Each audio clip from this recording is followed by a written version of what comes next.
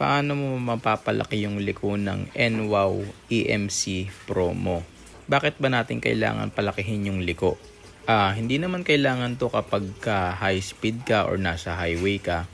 Mainly ang may kailangan nito ay yung mga masisikip yung parking. Kailangan mag-U-turn ng ilang beses. So unang tanong, safe ba to?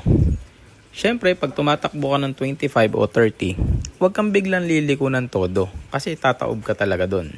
Safe ba to para sa pyesa mo? Tanong ng marami, tatama daw yung gulong sa frame. Hindi po, meron pa pong 3 daliring natitira bago tumama yung gulong sa frame. Safe po ba to sa ball joint bearing? Yes po, ang bearing ay umiikot ng 360 degrees at walang limiter. May option po ba ako kung ayokong tanggalin buo yung steering limiter? Yes po, pwede mo lang siyang isagad ng baon para hindi tanggal. Pero in my case, kailangan ko kasi mag-U-turn ng maraming beses para maipark ko ng maayos yung e-bike. So, ako pinili ko po siyang tanggalin.